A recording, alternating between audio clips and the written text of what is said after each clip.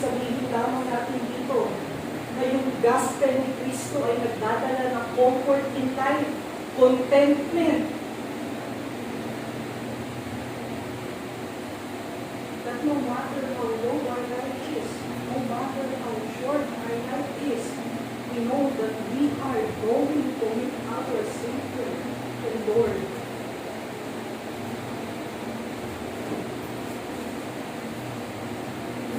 Trials and sufferings sa buhay. Paano yung peace na ito magiging relevant at beneficial sa atin? It is to mortify our self-centeredness. To look at the sovereignty of God. Look how Satan thinks that he has victory on Jesus Christ because of His death on the cross. Ano yung ginawa ng Panginoon? Ginawa ng Diyos. Pinray na yun into peace and salvation for all His people.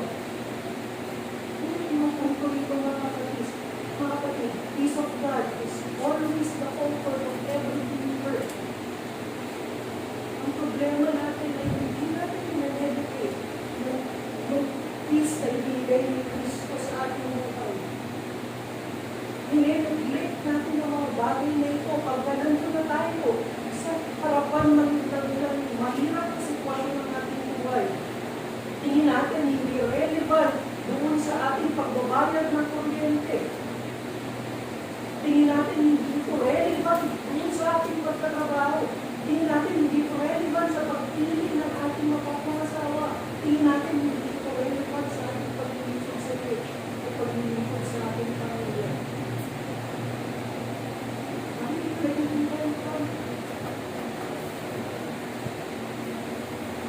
Bakit hindi matanggap ng iyong pamilya ang gospel?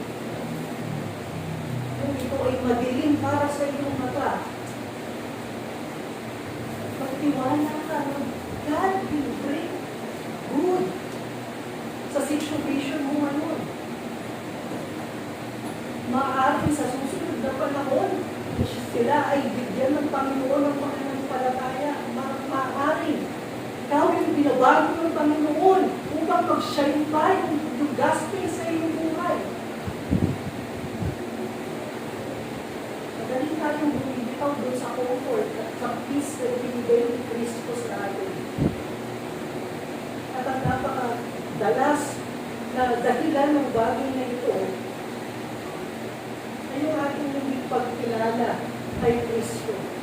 Kung hindi natin pagkilala sa mga gawa ni Kristo at sa kanyang mga katotohanan. Alala ba natin ang kwento ni John Knox nung siya ay operan ng isang posisyon sa isang church kung saan yung mga bishop doon at mga pastor doon o mga elders doon ay corrupt, maaari siyang makinabang, gain wealth doon. Ngunit ang kanyang naisip lamang o yung kanyang kapayapaan ay wala din sa yaman ng Diyos. Ang kapayapaan niya ay nandoon kay Kristo. Ang pinili na ay maliit na simbahan sa magulong syudad upang makita ng bawat isa doon yung kapangyarihan ni Kristo, makilala si Kristo at magbago ng buhay si Kristo dito. Ano tayo mag-isip doon sa pagiging soberano ng Panginoon sa ating buhay? Pagka nag-learn yung self-centeredness pa sa ating puso, naaalala ba natin yung sovereignty ng Lord o yung control ng Lord sa ating buhay? O hinahayaan natin yung self-centeredness na yun na maging Lord na ating buhay?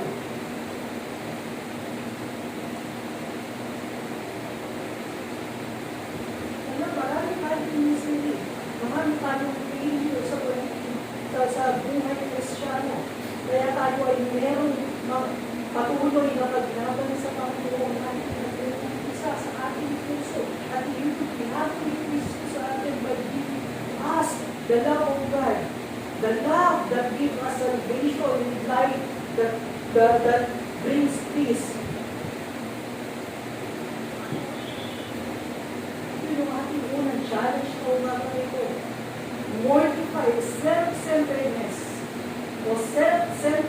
reconciled by feeding our hearts and mind the truth of Jesus Christ. Ipin natin yung ating kaisipan at yung ating puso ng mga katotohanan ni Kristo. Ito yung ibinigay sa atin ng Panginoon at patuloy na kinikilos sa atin ng Panginoon. Verse 24b, beginning to verse 26. At ganyan din sa verse 30 to verse 31, yun yung kanyang naisin. At yun yung kanyang pinag-reveal sa atin. Ba't natin tinatanggihan? Dahil itong mga bagay na ito ay spiritual matters. At hindi natin masyadong nakikita doon sa physical things.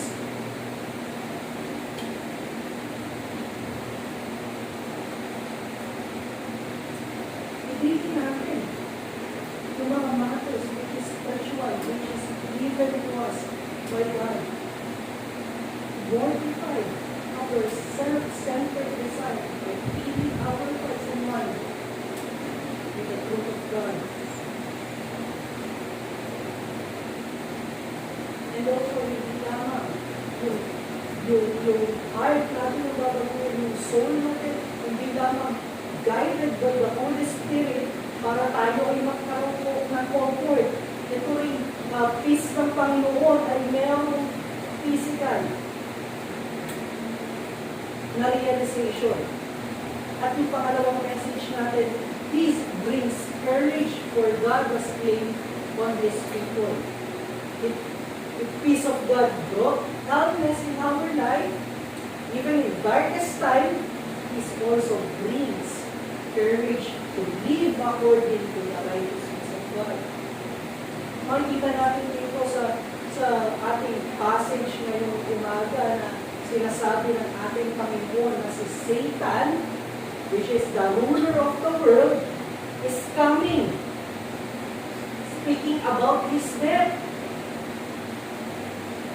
Ngunit sabi ng ating Panginoon, he has no claim on me.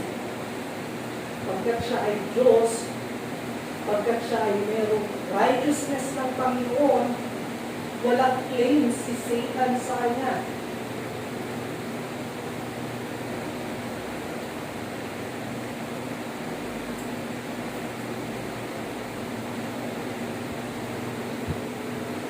Paano ito nangyayari sa ating buhay o ano yung kinalaman ito doon sa kanyang mga disciples? Tignan natin doon sa verse 15, verse 21 to verse 22. Inireveal ng Lord yung kanyang pag-ibig sa kanyang ama by keeping His Father's commandments. Katulad doon sa chapter 8, verse 29, 15, verse 10. It is rejecting the easy way of Satan and submitting to the commandments of God. Kung yung coming of Satan speaks about death of Jesus Christ, ibig sabihin, hindi si Satan na may hawak doon sa death ni Christ. Actually, sabi niya sa chapter 10, he laid down his own life for his sheep. He laid down his life to glorify God. The coming of Satan speaks about death of Christ. It's the temptation to run away doon sa intended ng Panginoon sa kanyang buhay o sa kanyang mission, sa kanyang ministry.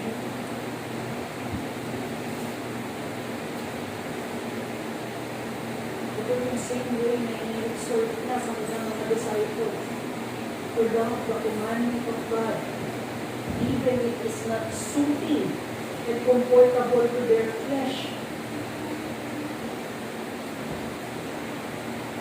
Ngayon, alam na nila yung peace, alam na natin din yung peace kung magkagumula sa Panginoon. Ito ay tinatawag tayo to respond in the face of the world. Without the righteousness of the one who saves us. Actually, mga kapatid, yung death of Christ vindicate His love for His Father. Maaaring sabihin ng mundo na the cross means defeat, folly. But yung ating Panginoon, tumulong kay Satan na He has no claim on Him. Dahil kung si Kristo ay tumakbo doon sa cross, in rebel against His Father's will, there will be no justification. And that is the defeat of the Lord and triumph for Satan. But the Lord abides in the Father's love, proving that Satan has no claim on Him, even to the point of death. Yung righteousness ni Kristo ay nalaging doon sa kanyang kamatayan. Yung righteousness na nagpapakita na wala siyang ibang will contrary sa will ng kanyang Father. Yung kanyang death sa cross ay nagpapakita ng pag-ibig niya sa kanyang Ama. At yung kanyang pag-ibig sa kanyang Ama perfectly revealed on His obedience that He is willing to lay down His life on the cross for the glory of His Father and for the salvation of many. Ito yung nakita ni Kristo. Ito yung tunay na pag-ibig. Hindi lamang ito principle at hindi lamang ito thoughts ng kaisipan about peace.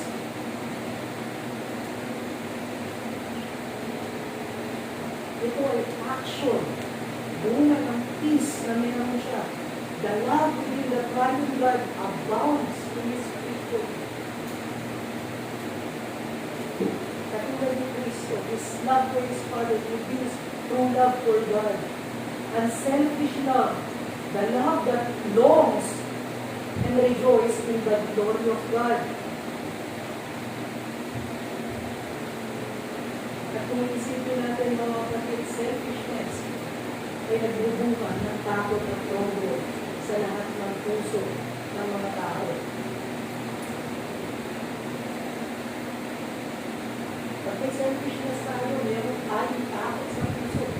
Kung meron tayong na-acquire na isang bagay, lagi tayong takot na makagaw ng iba.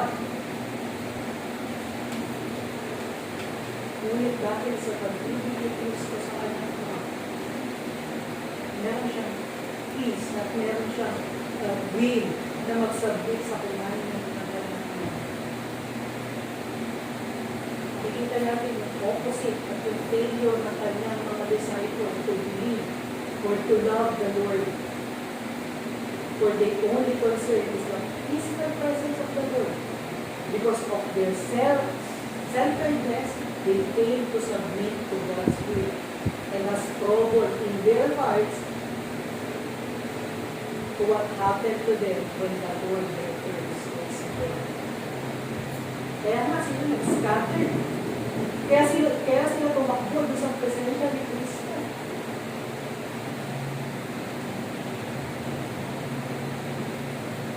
Ang nire-reveal ni Kristo dito yung kanyang unselfish love o yung unselfish love ng triune God that brings peace to us. Kinommunicate ng ating Panginoon ng kanyang pag-ibig na nagdadala ng kapayapaan through the work of the Holy Spirit in us. Nakita natin yung unang tatlong fruit ng Holy Spirit. And maybe we know those fruits. Love, joy, and peace. Makikita natin dito sa ating passage ngayon, natanggal sa chapter 15, verse 1 to 11, with love, joy, and peace. Because love brings peace, katulad yung ginawa ni Kristo. And peace brings joy, that we rejoice in the work of the Lord, in the glory of the Lord, in His salvation to us. Ito ay ibig sabihin na tayo nangangalugan na dahil sa pag-ibig ni Kristo sa kanyang Ama, ibinigay niya yung kanyang buhay sa cross that we might have peace with God, and that peace give us joy that turns to praise and worship to His glory. Inintulot tayo ng Panginoon, ng Diyos sa kanilang pag-ibig nang tayo ay piliin nila at pagkamatayan ni Kristo sa krus ng Kalbaryo. Ang makikita natin dito, the love of the Lord to His Father brings eternal peace to His people. Ngayon na tayo ay meron ng kapayapaan sa Diyos, meron tayong delight to obey Him. Meron tayong love that brings delight to His commandment. In-include tayo sa spirit ng kanyang pag-ibig dahil sa gawa ni Kristo on the cross, dahil sa Holy Spirit working on us that we might be able to understand the righteousness of God and enable us to abide in Him. Yung kapayapaan ng Diyos ay nag-affect sa body and soul ng isang mananampalataya o isang hinirang ng Panginoon. Yung una natin sinalakay sa point number 1 is affecting our soul. Having comfort doon sa katotohanan na si Kristo ay namatay. Ito naman, affecting our body, knowing that we are saved and have peace with God. We have calmness of soul, and when we respond to the calmness of the soul, it brings volition to our body, meaning we are walking in the righteousness of Jesus Christ that brings us peace. It is living in the righteousness of Christ. It is trusting in God in every situation of our life, not taking the easy way out of the devil and the desire of the sinfulness of our flesh. Ito yung sinasabi ng Apostle Paul dun sa Galatians chapter 2. It is Christ that is now living in us. That is why we are able to walk in His righteousness. It is because of the love that has been revealed to us by the Lord and reminded and taught by the Holy Spirit na siyang nagbibigay sa atin ng submission doon sa righteousness ng Panginoon. Maaaring maging tanong natin, bakit pa rin ako nagko-commit ng sin na against the righteousness ng Panginoon? Ibig sabihin ba, wala akong peace sa Panginoon? May katotohanan na meron tayong constant battle with sin. Dahil tayo ay unique creature, mga kapatid. We are not yet glorified. Ngunit ang katotohanan na ikaw ay merong conviction sa sin at meron kang desire to mortify it, yun ay evidence that you are walking in the righteousness of Jesus Christ. Dahil before you enjoy the benefit of sin, for our sinful desires, ay merong advantage sa desire ng ating flesh. Nananagana yung ating flesh. Wala tayong guilt at shame. Ngayon ay meron na tayong understanding sa tunay na pag-ibig at sa righteousness ng Panginoon. Meron ng guilt at shame when we commit sin. When we say that we love God, that brings peace, that has been bestowed to us, it doesn't mean that we are already perfect. Na hindi na tayo magkukumit ng sin. It means na we are able to say no to sin and to temptation because the devil has no claim on us anymore. Who has claim on us? It is God that has claim on us. Ang kapulayan na meron tayong power to say no to sin and to temptation ay yung salita ni Apostle Paul dun sa Colossians chapter 3 verse 12 to 15. Yung kanyang we're na put on those godly things, remembering the love of God peace of God ruling our hearts that brings praise and worship to God. Ang sinasabi nito, we must live according to the righteousness of God that gives us peace. Practicing the godly conduct, having in mind the love of Jesus Christ who reveals the perfect righteousness of God that brings peace. By obedience, we are cultivating the peace of Christ unto us. And that brings peace and assurance also. Yung point natin dito mga kapatid, peace of Christ ruling the hearts of every believer. Yung kapayapaan ni Kristo ang siyang naghahari sa puso ng bawat mananampalataya. Hindi na yung sarili niyang desire o hindi na yung selfishness niya. Makikita natin na yan ay may katotohanan na the devil has no claim on us, that God has already claimed on us when we cultivate that peace that God brings to our life. It is continuous trusting the Lord in His love that He will bring good in every moment in our life. Even when ay madilim, when ay maliwanag, the Lord will bring good in that situation.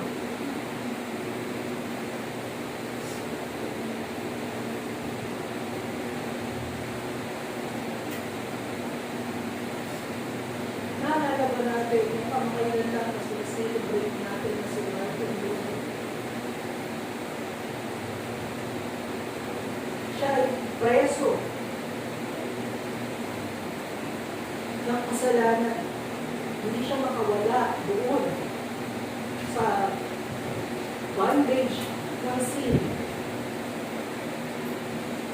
But when the word of Christ communicated by the Holy Spirit to him, it liberates him. Hindi yung rituals, hindi yung edit ng po, hindi yung tradition na nag-liberate sa kanya ng preso din sa mystery ng sin. It is the word of Christ that God intended for us to know, communicated by the Holy Spirit. And when we stand in the diatic word, doon sa kanyang pinakamadilim na sitwasyon, He is able to say, it is not the hope, it is not the rituals, we stand in the truth of Christ. That is cultivating peace. Napapatunayan natin na meron ng katotohanan doon sa ating kapayapaan kapag tayo ay tumintindi sa katotohanan ng Diyos sa gitna ng temptation ng sin, sa gitna ng suffering, sa paniniwala doon sa katotohanan ng Diyos. Ngayon mga kapatid, kung tayo ay nasa gitna ng suffering sa crisis, nais ng Diyos ay enjoy mo ng peace na binistore niya sa iyo. Ito ay sa pamamagitan ng obedience sa Kanya by saying no to sin and temptation.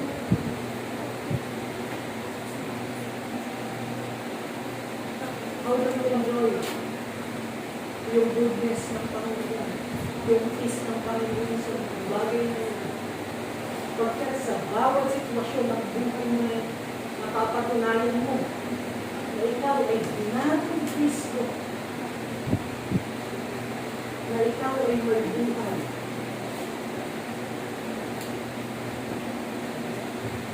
You enjoy the peace of God by knowing that God brings out good in your life, even with sa darkest times.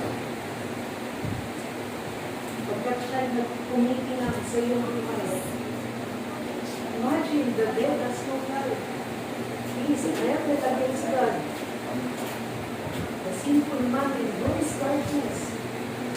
Now he has light. He can say no to sin when he has now the light in the righteousness of God. Now, kung ikaw ay nasa gitna ng sufferings and trials, mga kapatid, hindi lamang ito to multiply your sin, but also to cultivate peace by abiding in the love of Christ.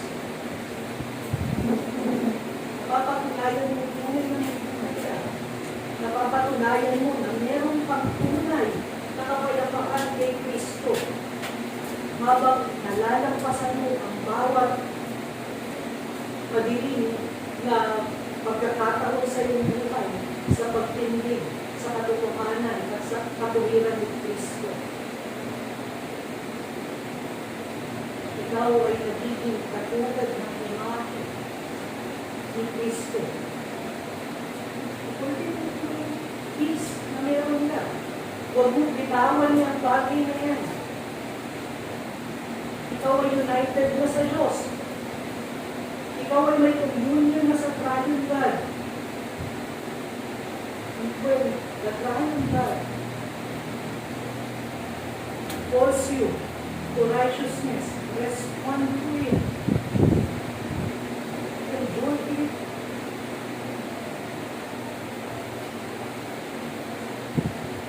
Ikaw magtatapos mga kapatid.